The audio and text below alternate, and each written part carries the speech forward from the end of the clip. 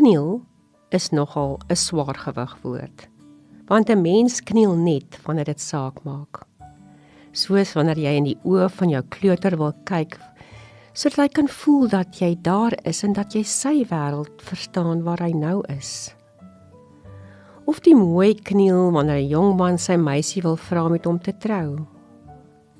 Ek en jy kniel wanneer ons ernstig bid, soekend na antwoorde is, pleit om iets of wanneer ons net oorweldig deur sy grootheid en sy liefde is. Ek dink Jesus het dikwels gekniel, by klein kindertjies, langs melaatses of die siekbed van iemand, wanneer hy vir mense wou wys dat hy omgee.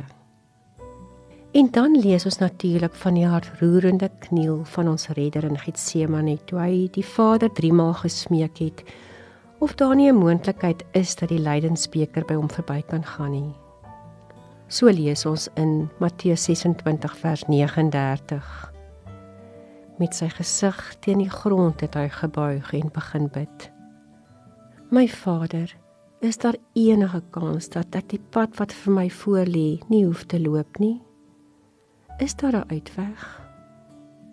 Maar ek probeer nie allerhande planne maak nie. Maak u planne asseblief. Doen wat u wil. Lydens- en paastyd is by uitstek knieltyd. Want dis in hierdie dae waar ons weer herinner word aan die wonderlike waarheid van sy altyd leef. Dat ons altyd kan leef omdat hy daar was. Wanneer ons weer onthou dat niks op aarde so erg kan wees dat die hemelse heerlikheid dit nie kan wegneem nie.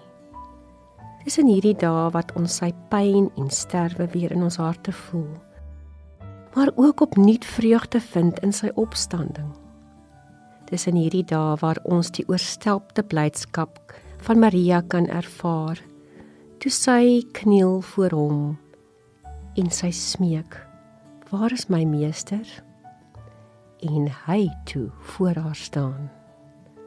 Dis toe wat sy geweet het, hy's my Here en my God, en hy leef. Kom ek en jy kniel en bid. Heilige, vandag val ek voor u neer, in eerbied en erkenning vir u, drie enige God se grootheid. In verwondering vir die wêreld wat u geskep het, Vader. In diepe dankbaarheid, Here Jesus, vir dit wat u vir my gedoen het. In ontvanklikheid dat u, Heilige Gees, onverpoos in my bly. O Heilige, vandag kniel ek met my hart, siel en gees voor u, in eindelose dankbaarheid, lof en aanbidding. Amen.